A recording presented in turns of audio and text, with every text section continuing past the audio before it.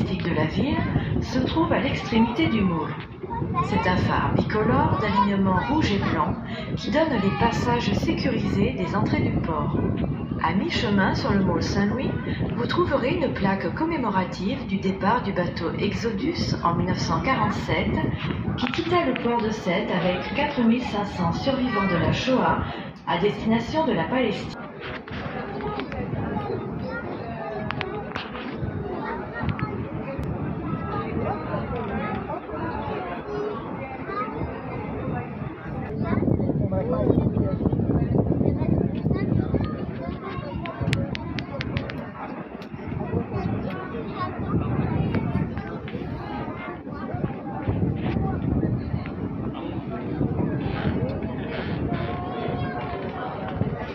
Allant jusqu'à 200 tonnes. Les chalutiers sont carénés au minimum 2 fois par an. Le bon état de la coque permet des économies d'énergie et de carburant et assure une meilleure pêche. Carburant. Le gasoil est détaxé pour les pêcheurs. En 2005, le prix au litre était de 20 centimes d'euros. Il est aujourd'hui à près de 60 centimes d'euros, ce qui représente de lourdes charges pour ces bateaux qui consomment chaque jour entre 1500 et 2000 litres de gasoil.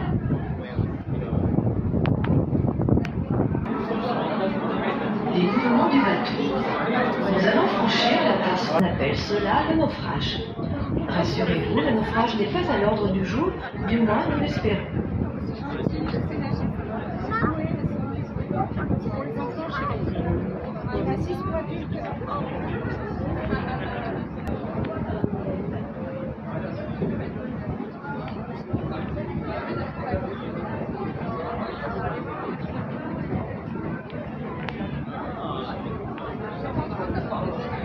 Le fort Richelieu. À flanc de colline, vous apercevez un fort avec des radars et des paraboles. C'est la citadelle Richelieu, construite en 1744 pour protéger et surveiller le port. La Marine nationale s'installe en 1919 et la citadelle devient le sémaphore. C'est un organisme de surveillance et de sauvetage pour les navires.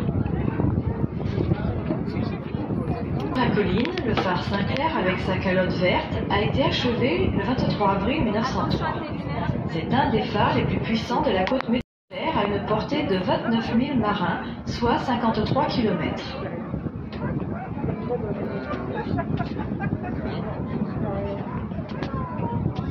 Le cimetière marin.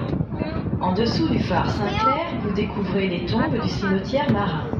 Construit en 1843, le cimetière marin était autrefois surnommé le cimetière des riches.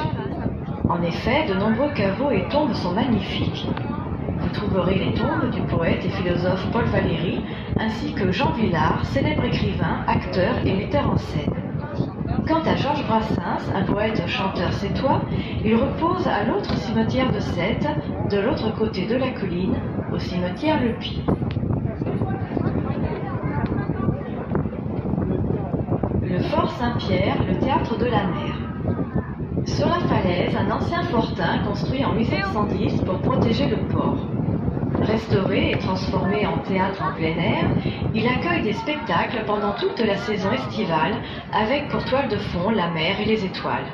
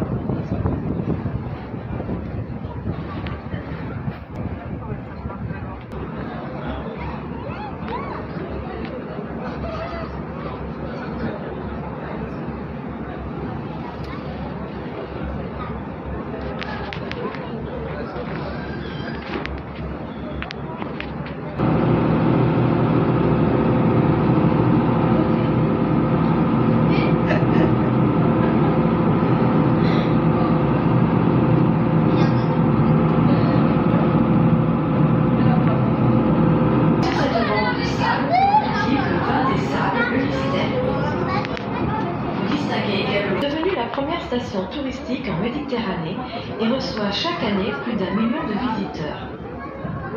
Le capitaine.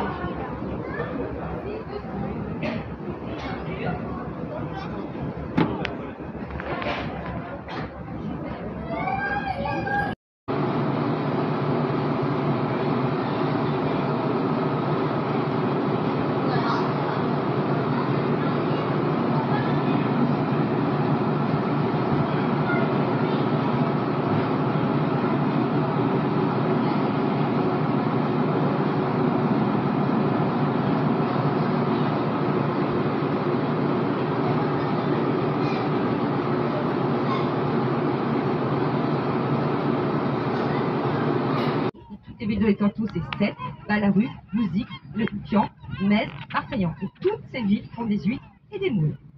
Et de l'autre côté, vous verrez Sète et le golfe du Lion. Pour y monter, vous avez une pinette et un escalier de 400 marches. J'avoue, il fait chaud, c'est un peu dur. Vous y montez en voiture, mais le parking est petit, on est en plein week-end. Sinon, vous avez le bus numéro 5, je répète, le bus numéro 5, pour 1,30 €, il vous monte là-haut. Et après, je vous donne l'idée de descendre à pied, de passer par le parc, vous êtes obligé. Après, par le cimetière marin, en face du cimetière marin, vous avez le musée Paul Valéry, ça vaut le coup d'œil. Bon, les dimanches, c'est fermé. Et donc, en passant par là, vous passez par le quartier le plus vieux de Sète, le quartier haut, qui vous fait arriver au centre-ville. C'est une belle balade, c'est gratuit. C'est un bon plan. Et puis, en ce moment, à Bouzic, nous avons la fête des huîtres à Bouzic.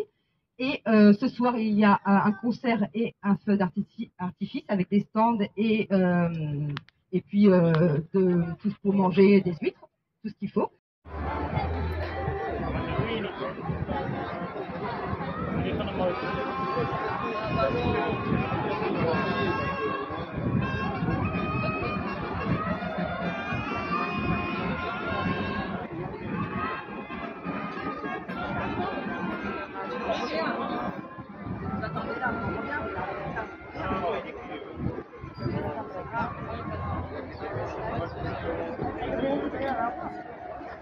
C'est une bataille navale dans la ville. Ouais, c'est... Allez, sur la marque Matalassi et sur la marque Terra.